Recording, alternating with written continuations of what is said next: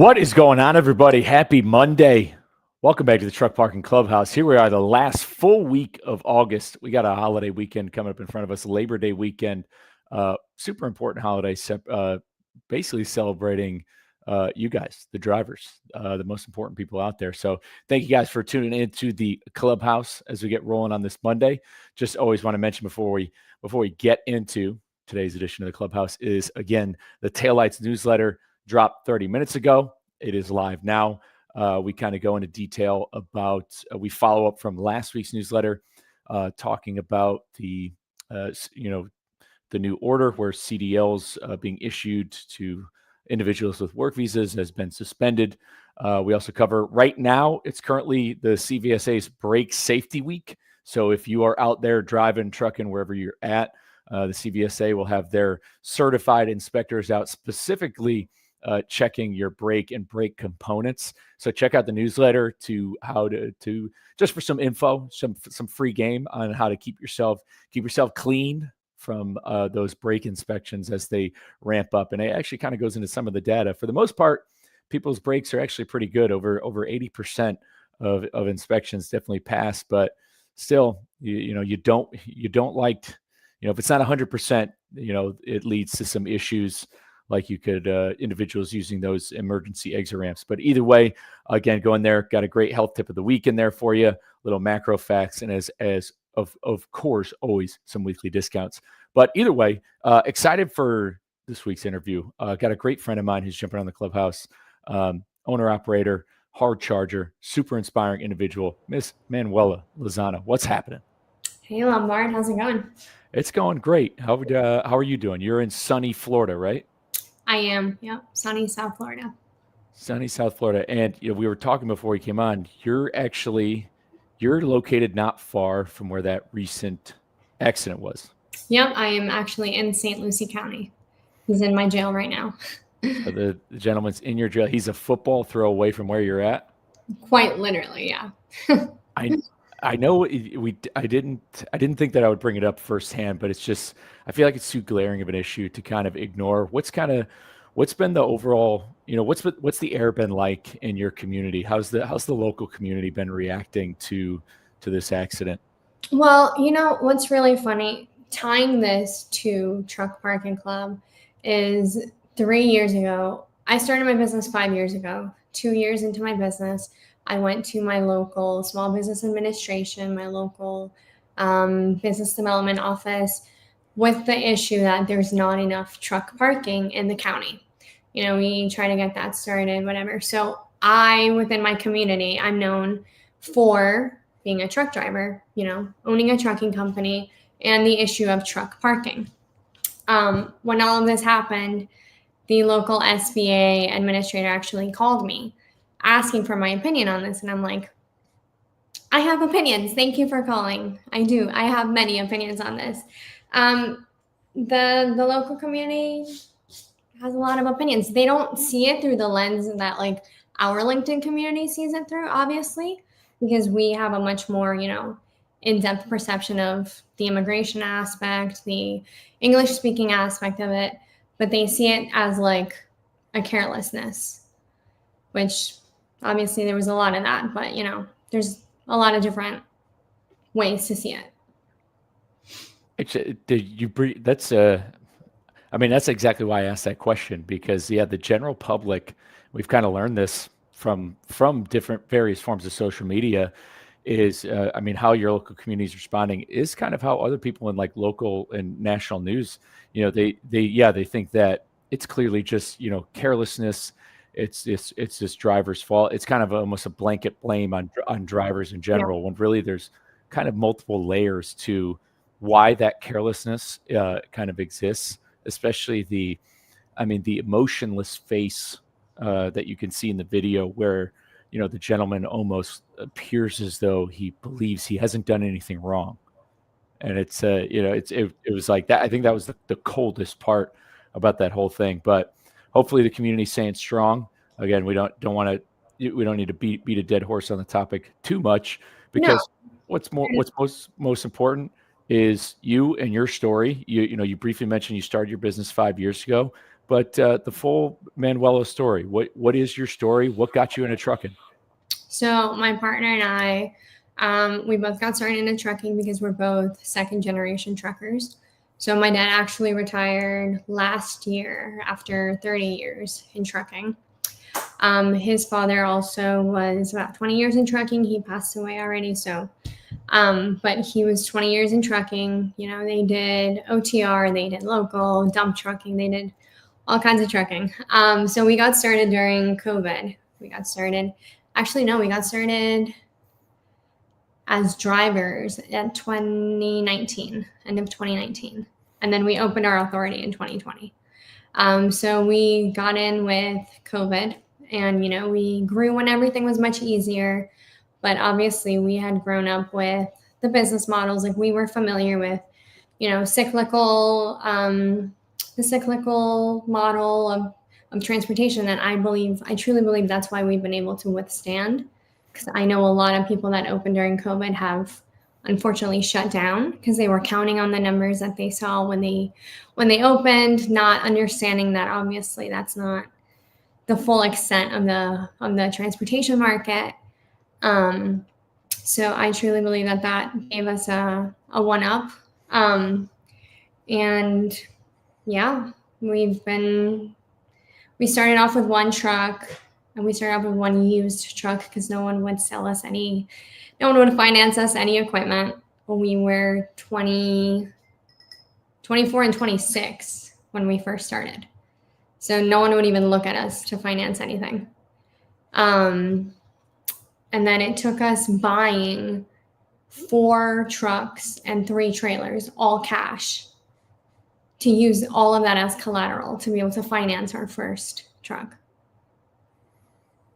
Man, what a road to go. I know financing is always tough. I remember the financing process of getting the truck that I had, which is a 2018 Peterbilt, and the down payment certainly helped, but my age also certainly helped as well. Being as old as I was and having the credit score I did, and I also had a business partner who was also a co-signer that also helped. Like there was, you need rounds in the chamber when it comes to financing something like a commercial vehicle loan. A CDL is not enough. A CDL and money is not enough because we had paid for all our equipment cash. We had the money to buy. We had the money to put down at least 50% down payment for a new truck, and they would still not finance us. Daimler still would not budge. So it took us a while to get there. No, that's good insight for anybody watching. There's a lot of people who tune in, especially on Instagram, who they DM our account a lot of times asking for information about getting into the industry, like not even just parking. I mean, they see the Clubhouse, they see who we're talking to, and so they have kind of questions about this, and those are conversations that pop up on TikTok as well. Kind of want to take it, so before, you were 24 and 26 years old when you guys started into the industry. What were you doing beforehand? I know that you were raised, you're second generation into this, your parents did it, but what were you doing beforehand? So I was working in logistics before this. I was working in export in Fort Lauderdale. I was a logistics coordinator for an exporting company. So I was working at a shipper. So I've worked at literally, I want to say every part of the logistics spectrum, because I was a shipper there. I was also a receiver because we would export products to Latin America. So we would receive products from within the US, we would relabel them, and then we would ship them to Latin America. So I was a shipper, I was a receiver. Now I'm a transporter. I have literally done every leg of the project. I did that for 2 years because I graduated in 2018. So I did that for 2 years. And since that was heavily, international trade, and especially with Latin America and Asia, they actually really shut down during COVID. So unfortunately, I got furloughed. And then that's really when we kicked off our trucking company. Man, it's almost like it just fell right into place. No, 100%. Yeah, like you were raised in it. You didn't get in the truck right away, but you got you got into the industry, and then the world happened the way it did, and you're like, I guess it's time to get behind the wheel and start doing this. 100%, because then by the time it came time to actually open our company, I was already familiar with a lot of the, a lot of the terminology, I already had some experience. Obviously, not as much as you get once you're actually, boots on the ground, but I wasn't going into it blindly. So, Yeah, having some prior knowledge in general makes sense. I mean, that's why there's a couple drivers I know, at least some on Twitter. I mean, they've gone from driver to broker, and it's kind of a smooth transition because you need to know, like, there's a whole language. There's yeah. like, it's funny, we were just talking about English language proficiency. It's one thing to know the English language, and then it's another thing to talk trucking and to talk driver. It's like a whole different Yeah. whole different form of speech that you got to get into.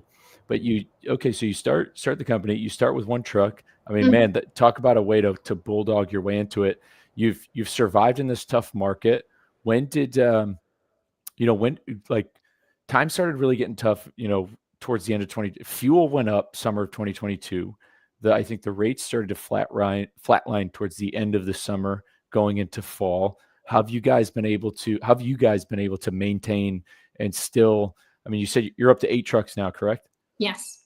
So yeah, how have you been able to? You started with one truck, you started into 2019. How have you been able to not just survive, but add assets along the way? I mean, we're in the back nine. We're in the back half of 2025. What have you guys been doing to stay alive? Well, we haven't added any more trucks since last year. The last truck we added was in April 2024. And I think we're good. I don't think I want to expand anymore right now. But I honestly think I can chalk that up to understanding that it is cyclical. This isn't going to last forever. This market will not be like this forever.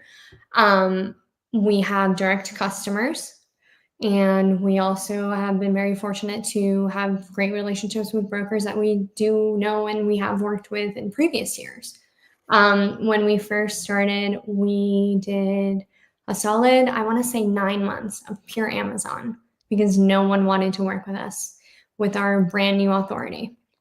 So we let it age, and we had to work with Amazon for 9 months. And fortunately, that was when Amazon was really, 2020 to 2021 was when Amazon was paying its absolute best. And then that's when the spot market started hiking up, 21 to 22. And then that's when it started going back down. And that's when we really established our relationships with our brokers and our direct customers. And we've been pretty steady ever since.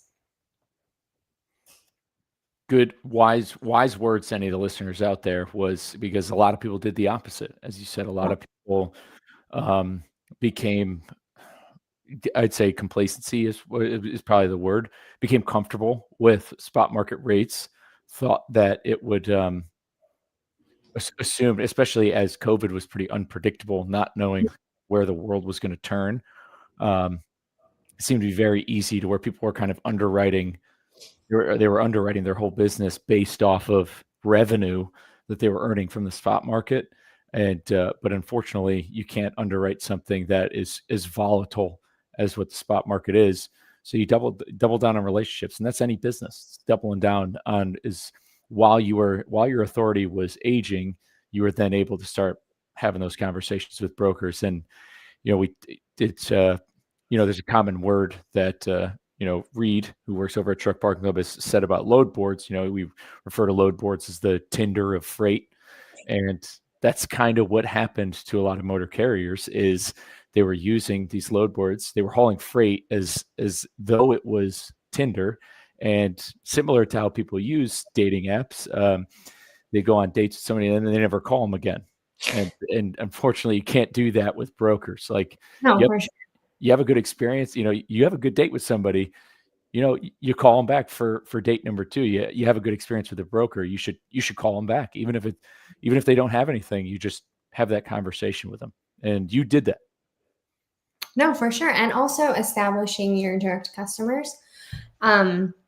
I see a lot of talk about that on LinkedIn, like, oh, carriers need to find their own direct customers. There will always be a direct customer for every type of carrier. And that is true. Like, there are carriers, there's single truck carriers, there's carriers with 200 trucks.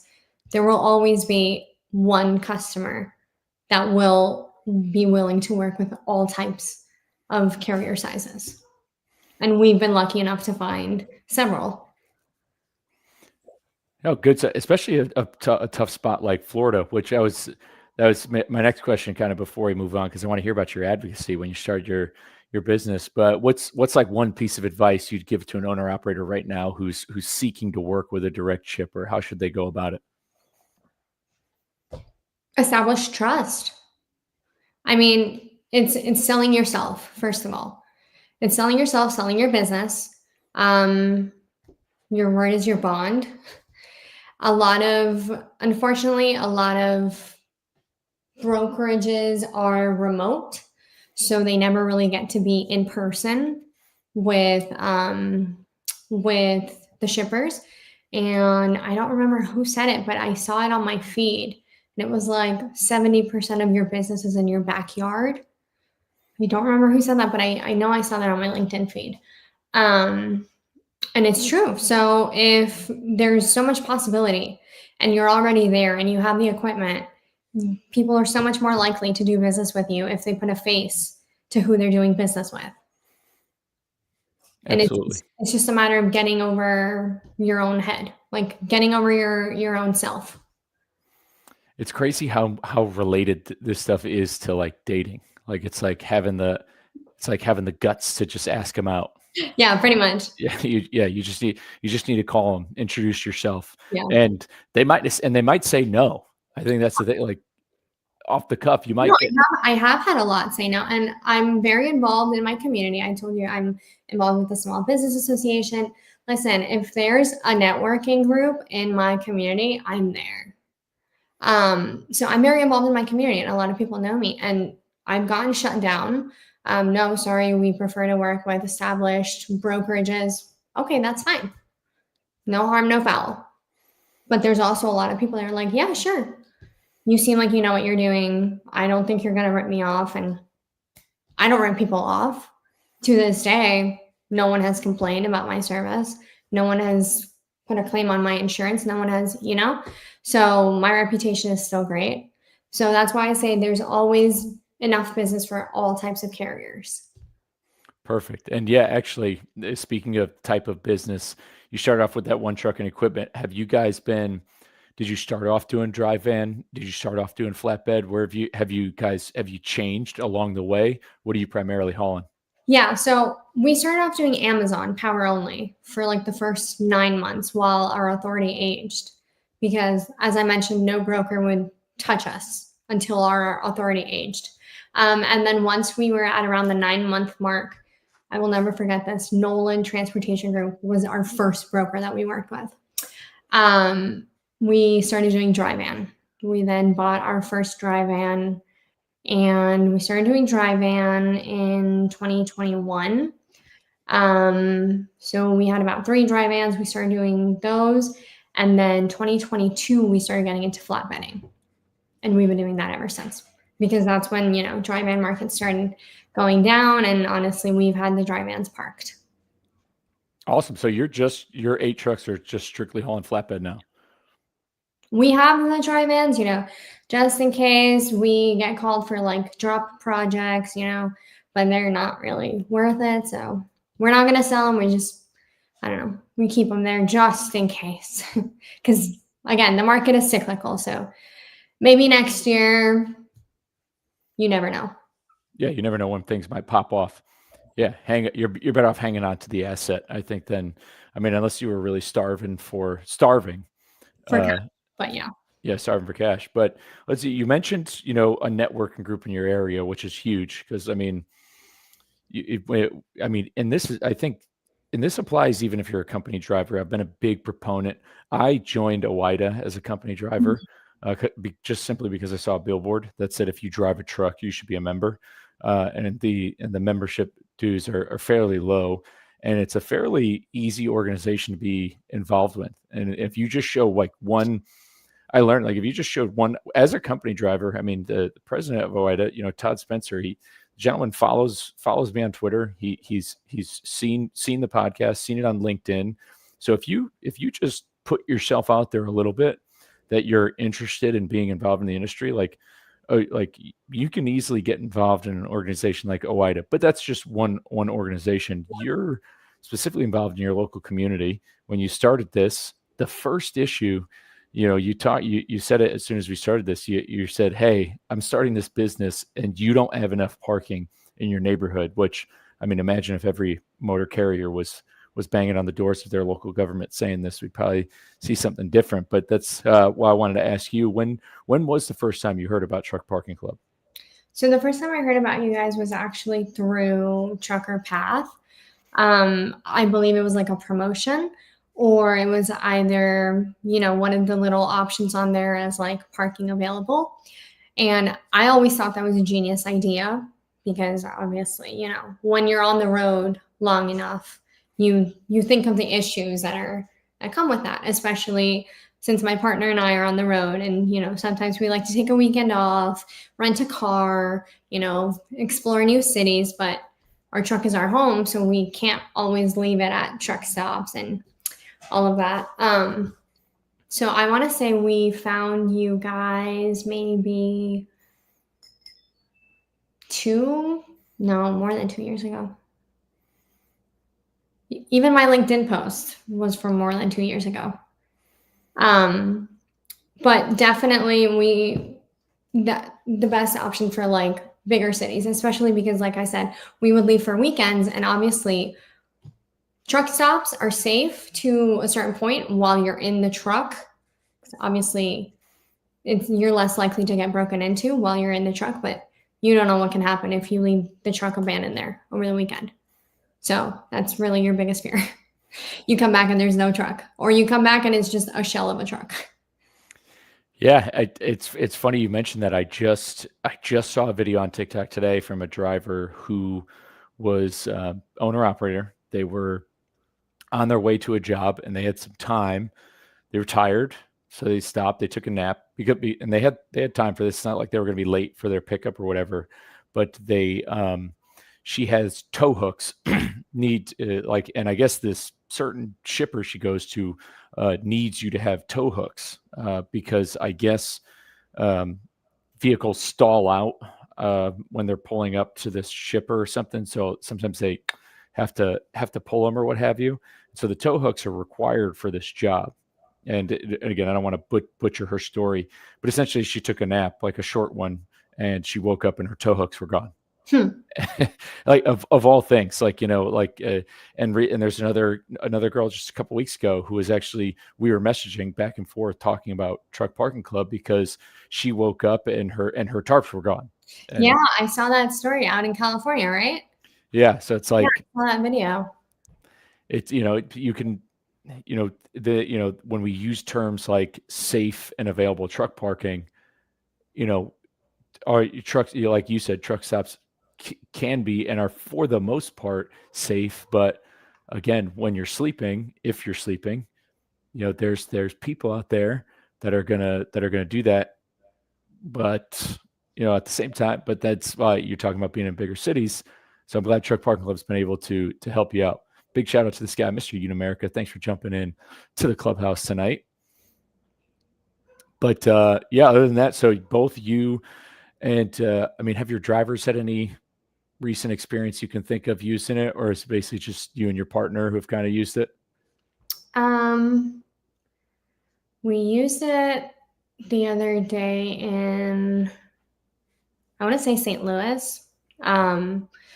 There's like one Love's in all of St. Louis, and I don't know if you've been to that Love's. Oh yeah, funny enough, it was like that Love's in St. Louis was a time where I kind of felt uncomfortable being there. No, there's like crackheads in the daylight. Yeah, I had a 34-hour reset there, and I went to a St. Louis Blues game, and I actually stayed. I stayed at the hotel next door, and I was like, I was like, man, like I was thinking in the back of my head, I was like, man, my parents wouldn't like to see me where I am in this neighborhood. No, and it's a place that even in the day you're like, am I okay here? So at night, absolutely. They've got an armed guard at that Yeah. Love's. I remember that. And there's just some very questionable truck stops. And we had to drop a trailer because we had a customer that needed a power only move. And it turns out that for X or Y reason, we couldn't drop the trailer in their yard because they were doing some moves. So we needed to drop the trailer somewhere else. We weren't going to drop it at that Love's because we were like, okay, there's going to be a 90% possibility that trailer is not going to be there when we get back. So it's for situations like that, or for even, like I said, we want to explore a city for a weekend and we don't want to be thinking in the back of our head, is our truck going to be still at the truck stop when we get back? No, that's awesome. Great. I'm glad it's been a tool for you out there. And again, for any drivers, if you're looking for parking right now, we've got a promo code at the bottom of the screen that you can use to book some parking. But now the last topic, I always like to ask people, besides truck parking, which obviously is an issue you take, you don't take lightly. What is, in your opinion, and it could be you, your partner, your business, whoever's opinion it might be. It could be the opinion of your business or just your own personal one. What do you think is like the top issue facing the industry right now? It's a really good question, actually. One day, hopefully, there will be none. That's the thing. The goal is that there will be no issues. But Yeah, but then would it be life if there's no issues? yeah, would it be trucking without any problems? Um, Obviously, the English proficiency is a problem, but I think that boils down to corporate greed. Companies are seeking the cheap way out. Obviously, they're, you know, hiring people because they can pay them a lot cheaper. Because when you're over the road, you see these people and you see them crammed into trucks. I don't exaggerate when I tell you I've seen up to 4 people in a truck. What is the purpose of that? They're saving on money. Companies are saving on money. That is ultimately, I think that's the biggest problem, corporate greed. And I don't mean corporate greed like, oh, Walmart is going to end us. No, I mean, you can be a small company and still have corporate greed. I'm just talking about greed at the company level. I absolutely think that's the biggest issue. Yeah, the idea, the kind of like advantageous loopholes where people are able to easily get away with demanding, like with getting high productivity and being able to pay them less. So really, yeah, kind of you can kind of boil that down to driver pay if we want to like either broaden the scope of it. But yeah, because driver pay being an issue has everything to do with the greed of an organization. Like there's absolutely, I get it. Like team driver, that makes sense. There's two beds in the truck, but I mean, 4 people in a truck. I mean, there's videos that circulate on TikTok that'll show a truck like almost with people getting out like a clown car. No, and I'm personally like, if you hear it from someone else, you're kind of hesitant, but when you actually see it, you're like, holy shit, it's real. And driver pay, when you look over time, how much has driver pay actually increased? Standards of living have increased, and driver pay conditions have decreased. But I mean, trucks have gotten nicer, sure, but it's still the same condition. So I mean, I would definitely say that's the biggest. Driver pay. Well said. By the way, if you're tuning in live, sound off in the comments what you think the number one issue facing the industry is. And before we wrap up the clubhouse for this week, I I always like to ask people, final thoughts, final piece of wisdom. If you could tell somebody, if you can, maybe if you could tell somebody who's brand new looking to get in this industry, what's your one piece of advice you would give people? Find a niche. Find a niche and stick to it.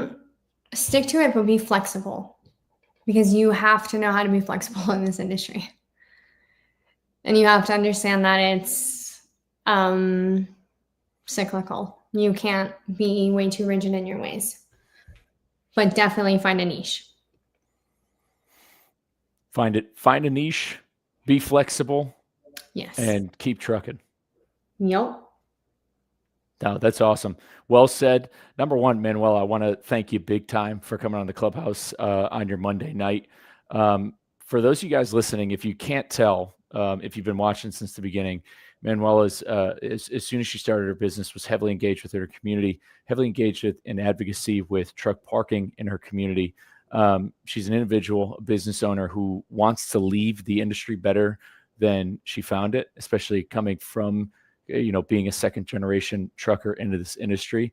And that's exactly why she partners with Truck Parking Club, because she wants to leave the industry better than she found it. And that's exactly what we're doing here at Truck Parking Club. Our mission is to help truckers save time, fuel, and money by instantly reserving truck parking all across the United States by working with existing property owners. So if you need parking tonight, this week, anywhere in the future, if you look right down at the bottom of the screen, you can use that promo code Manuela20. That is MANUELA 20 for $20 off your next booking. But other than that, we will be back on Labor Day next Monday, 7:30 p.m. back at the Clubhouse. But until then, guys, stay safe, take care, hammer down.